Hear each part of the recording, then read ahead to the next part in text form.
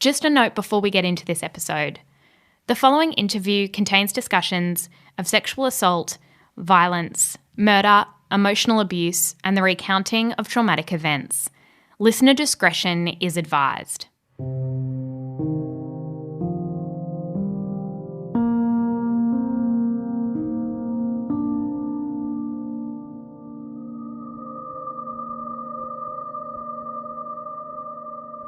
It was February 6, 2003, when Kristen Snyder attended a training course in Anchorage, Alaska.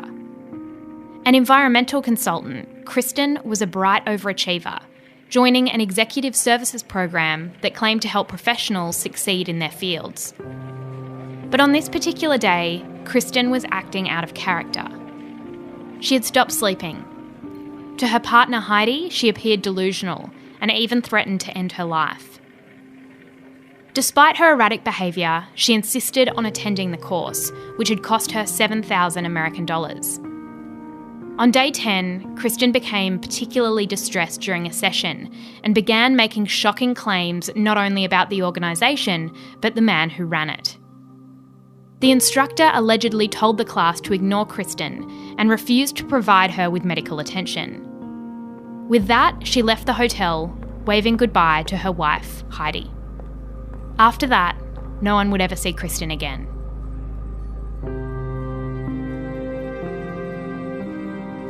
The course she attended was run by an organisation named NXIVM, a multi-million-dollar pyramid scheme founded by a man named Keith Raniere. She was in the middle of an elaborate web, which included sex slavery, blackmailing, the branding of women, and forced slavery. Snyder, along with 3 other women, died under suspicious circumstances. They have become known as the Lost Women of NXIVM, and their stories are only just now being told.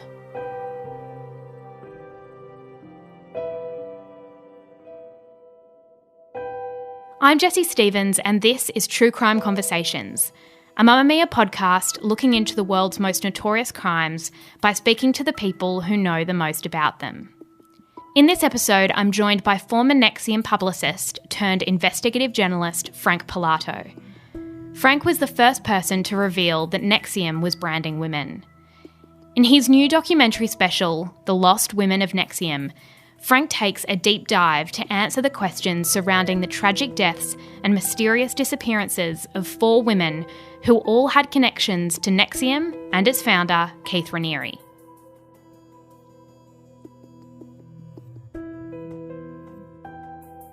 Can you talk us through Kristen Snyder's last day? Kristen Snyder in Anchorage, Alaska, came to a NXIVM intensive in downtown Anchorage at the Westbrook Hotel with her partner, Heidi Clifford.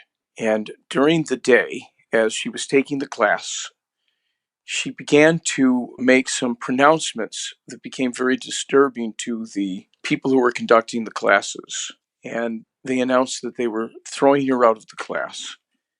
And they had one of their NXIVM members pick her up and take her out of the class. And she was never seen again. And what took place in those NXIVM classes? So she was attending it with her, girlfriend and they were involved in NXIVM. But what do we know about what actually took place inside those classes?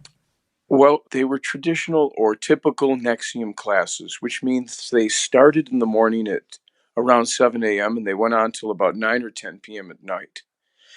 And they were doing their usual teaching, but Kristen was making a fabulous and fantastic pronouncement, which was that she was pregnant with NXIVM leader Keith Raniere's child. And this became rather disconcerting to the leaders of the group because they were teaching primarily that Raniere was a monk-like person. So this was most upsetting to the students and to the people who were leading the class. And they felt that they had to get her out. And what kind of people sign up for these NXIVM classes? The average person might have heard that there are a few celebrities associated with it. What sort of professionals or I suppose personality types might be drawn to NXIVM? Well, the courses are expensive to begin with. We're talking $10,000 a course. So very few of the people are impoverished. So these were successful people. In this particular class, in Kristen Snyder's class, there was doctors, lawyers, future judges, and a number of business people. In general, he attracted a lot of trust fund babies, people who had inherited a good deal of money, as well as some actresses like Allison Mack, Kristen Kruk, Grace Park. He attracted the son of the former president of Mexico, Carlos Salinas, the daughter of another former president of Mexico, Vicente Fox. He attracted the heiresses, two of the heiresses of the Seagram's liquor fortune, Claire and Sarah Brofman, among other well-known personalities, and quite a number of people who are not celebrated, but are people who were, in the various worlds of business, finance, and beauty. And what did he claim to teach them? Was it a sort of self-empowerment, self-help type class? In theory, it was a life coaching type of class, which would revolutionize your thinking and completely upend your old notions, bringing you back to your original state of mind when you were completely open to developing your mind in any way you chose. And it was based on a fundamental but dishonest premise that Keith Raniere was the smartest man in the world. And what did he actually do? What was his background? How was it that he was able to even claim that? Well, he was a masterful con artist. In one respect, you could make the argument that he was the smartest con artist in the world up until his luck ran out. But he did one thing that was kind of interesting. Back in 1989, and he had the help of Australia in so doing, he managed to get his name inserted into the Guinness Book of Records, 1989 edition, Australian edition only, under the category of highest IQ. And using this as his bedrock, he was able then to launch a career as I'm the smartest man in the world.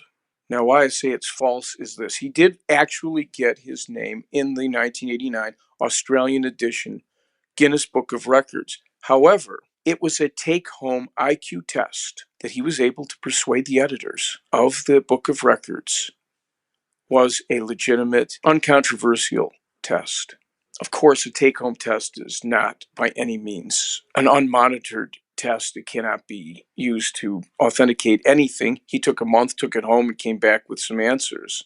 I later discovered that he had help with that test. He cheated on that test. However, he was in the book, and so he could parade this inclusion in Guinness Book of Records as I'm now the smartest man in the world. And he gathered about him a number of women. They were all women who were his inner circle harem.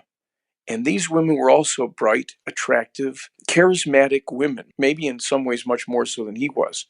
And women sold women on his greatness.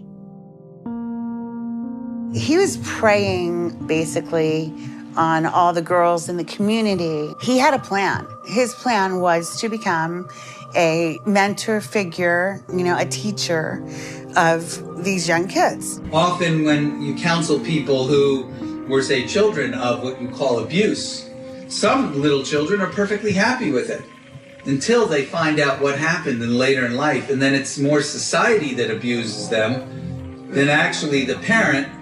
He's like the spider in the web, pulling people in.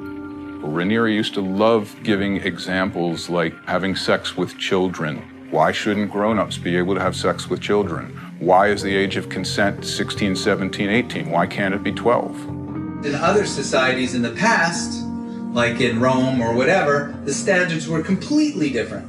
He's trying to normalize certain things that he wants to be normalized in his world. One of Raniere's longtime followers sent an email in which she told Raniere, "You can have my daughter." She was only 15 years old at the time.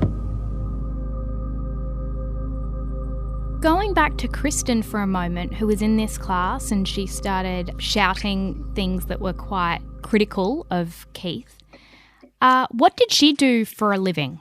She was an environmental consultant, and she had her own business in the Anchorage area. And she was forcibly removed from this class because of what she was saying, and then her car was later found with a note inside. What did the note say? The note appeared to be a suicide note. It didn't actually say, "I'm going to commit suicide," but essentially the note said, "I have been brainwashed. I didn't even know I was dead, but I took a course called NXIVM, and it has essentially persuaded me that I am no longer alive in this body. May we persist in the future." And then mysteriously, it said on a second sheet of paper, "No need to look for my body." And was her body ever found? No, her body was never found. And the area where she went missing is this Resurrection Bay, and it sort of looks like a big lake. There had been people go missing around there before. How common was it to find bodies that had been lost in that area? Is it possible that she had gone missing there and it was just unlikely that they would ever find her body? It's far more likely that they would have found her body. I spoke with the harbor master for Seward, where Resurrection Bay is, who is essentially in charge of the harbor of the waters there. And he said in his entire career, which encompassed the time period when Kristen was there to the present, out of 20 or so bodies that went missing, they found everyone except for Kristen Snyder. I was the director of the ski patrol. Chris had expressed a lot of interest in search and rescue, so I was grooming her, if you will, to be the next search and rescue leader. Chris was a great person, super nice, smart. She's a very close friend of mine. She was a stable person. This was so unbelievably out of the ordinary in terms of behavior for her. Heidi called me that afternoon and said, "Chris walked out of the ESP seminar this afternoon, said something scary-ish, and left." And Heidi had not chased after her at the time, but when she got home a couple of hours later, Chris was gone. The Ski Patrol, which is a rescue organization, is like, we got to find Chris. 30 Nordic ski patrollers out there looking, on top of Alaska State Troopers, the Anchorage Police Department. There's a Coast Guard cutter, helicopters in the air, hundreds of people looking for Chris. It was like a police officer who gets shot. And the call goes out, police officer down. And you don't get one police car that shows up, you get 20. And it was like that with Chris. She's one of us, and we're gonna try to find her. 4 months earlier, there's another alleged suicide. What connection did Gina Hutchinson have with Keith Raniere, who was the founder of NXIVM? Gina Hutchinson began a relationship with Keith Raniere before he started NXIVM. She was about 14 years old at the time when a 23 or 4-year-old Keith Raniere began to date her. And in New York State, at her age, 14, that is considered statutory rape.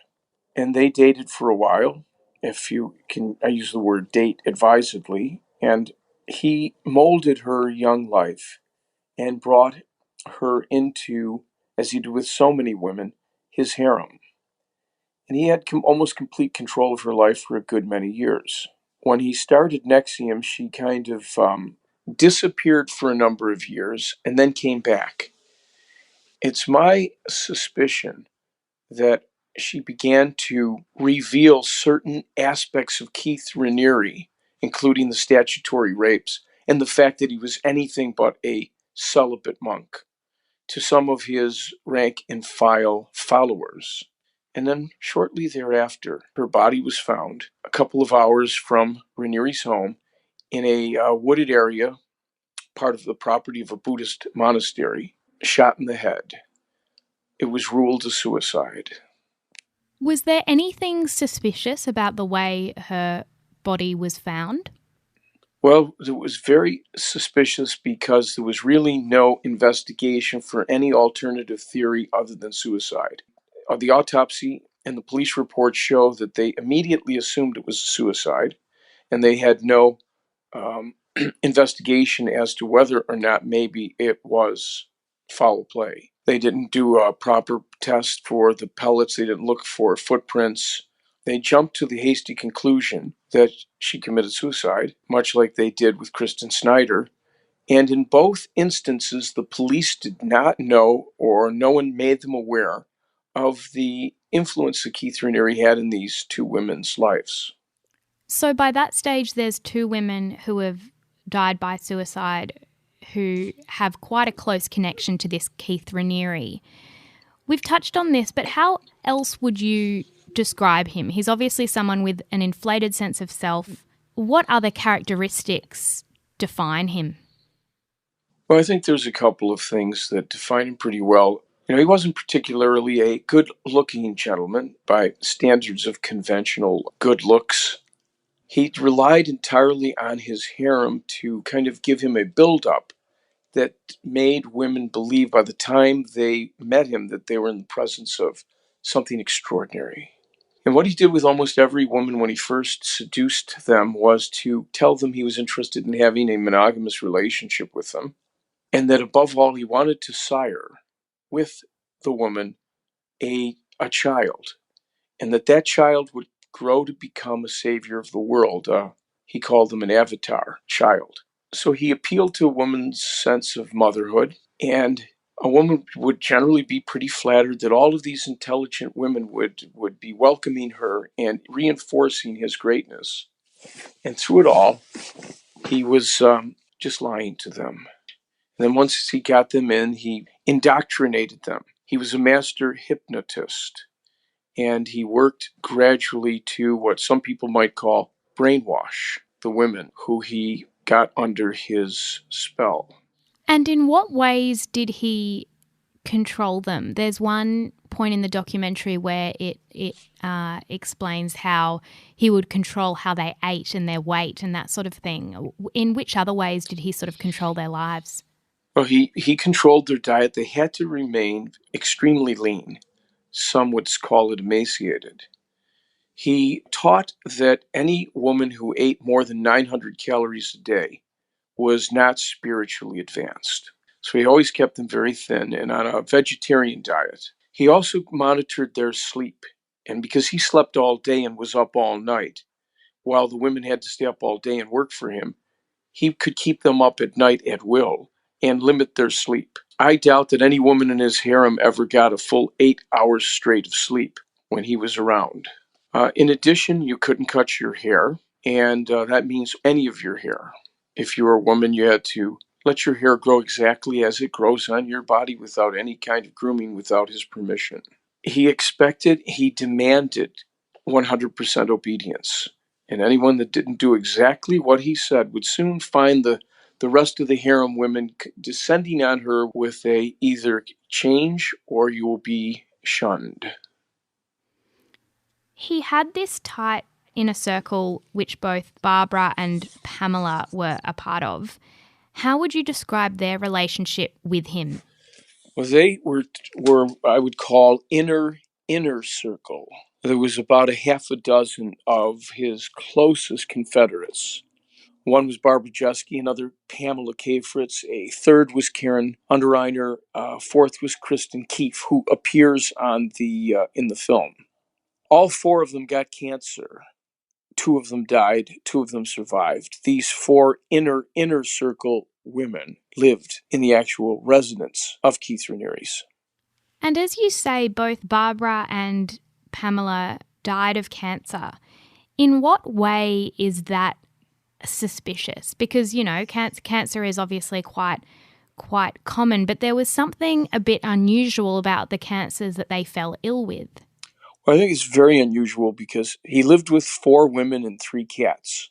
All 4 women got cancer, and all 3 cats got cancer.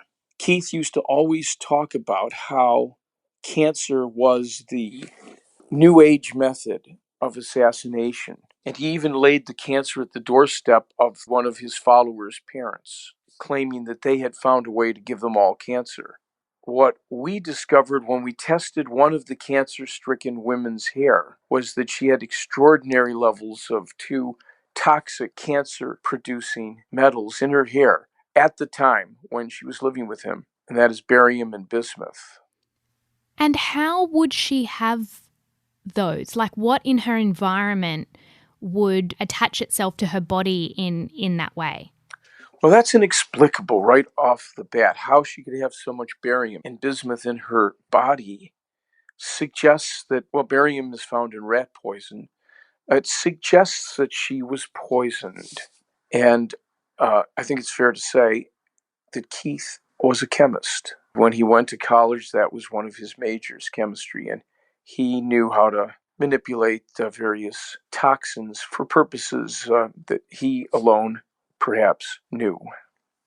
I think he poisoned all of the women, and even though there may be no way to ensure that someone gets cancer, I think by a slow poisoning of the women he lived with would ensure that their immune systems would be compromised. And what I think happened was they all got sick, and I believe that it was deliberate. These were aging harem members, and he had new harem women coming in all the time, younger, prettier.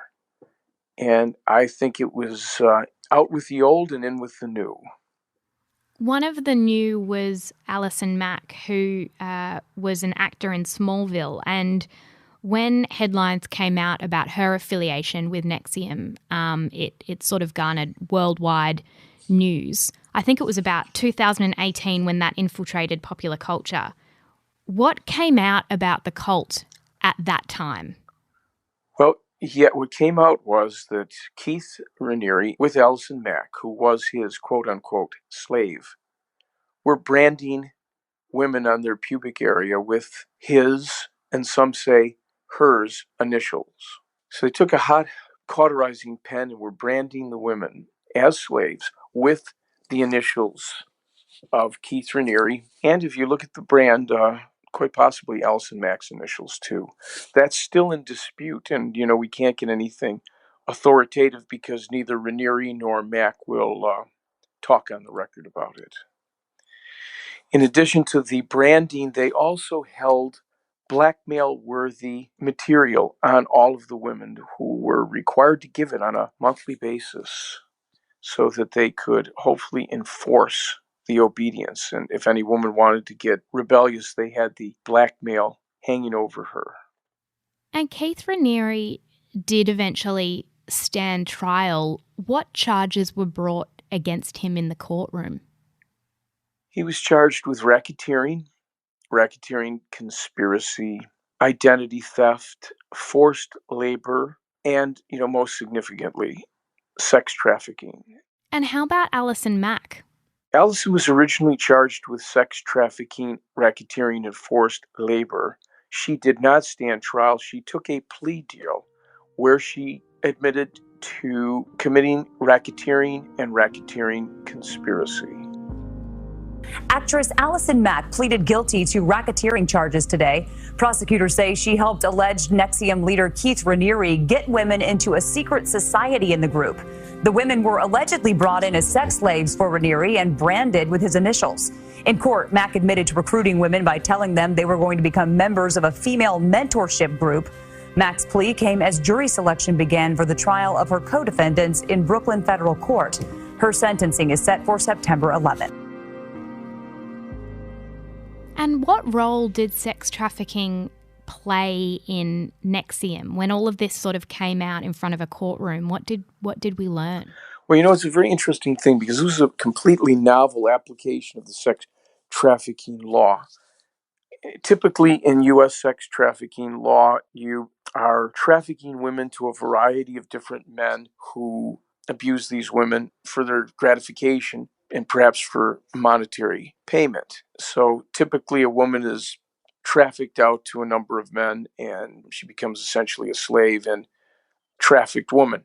In the NXIVM case, there was only one man that got the so-called fruits of the sex trafficking, and that was Raniere. The women were only trafficked to him. And the trafficking wasn't so for the money. They were forced because they had blackmail material held against them.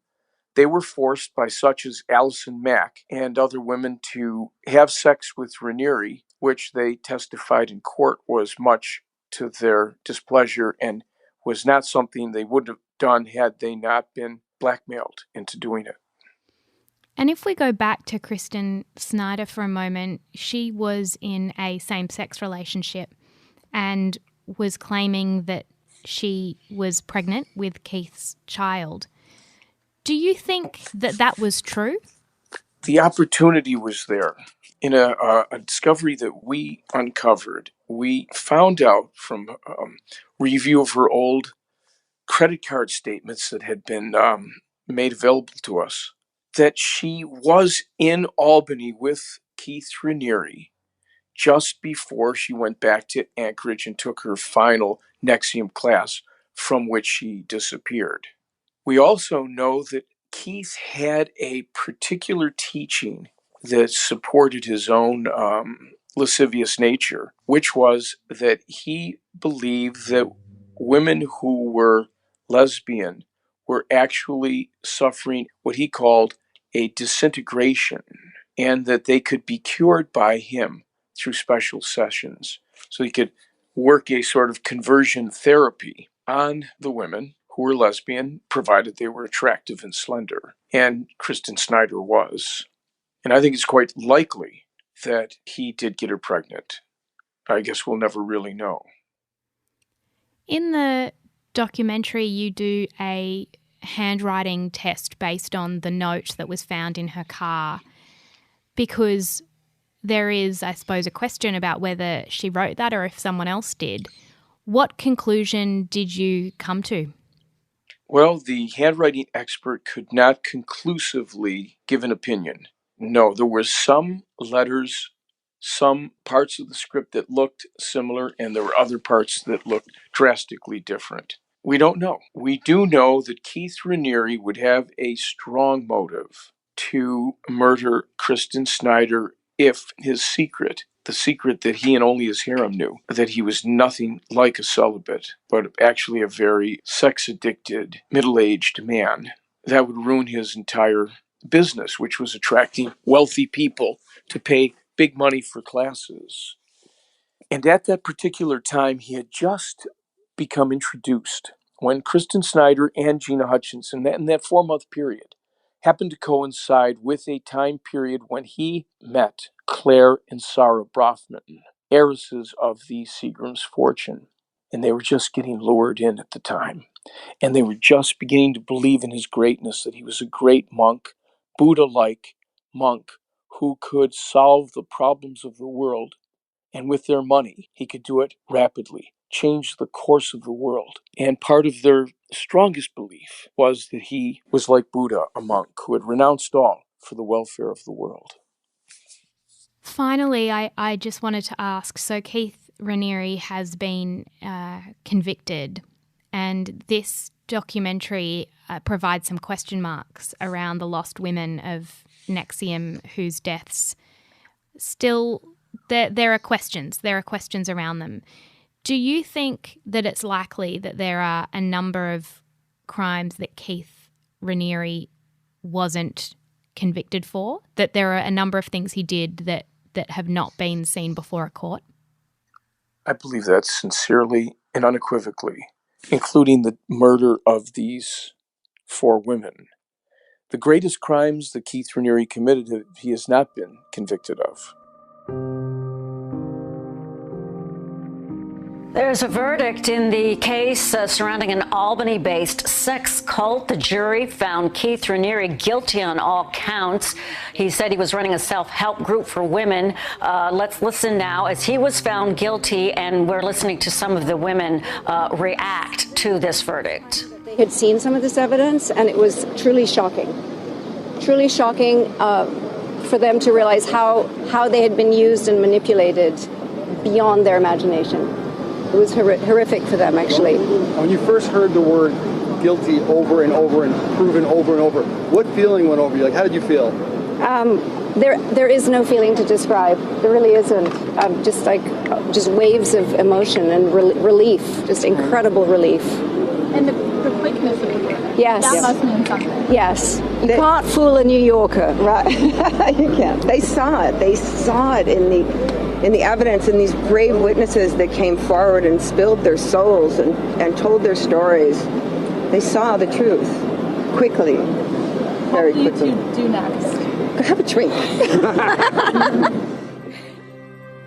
In the end, Keith Raniere thought, I can dominate any woman. But in reality, it was women that brought Keith Raniere down.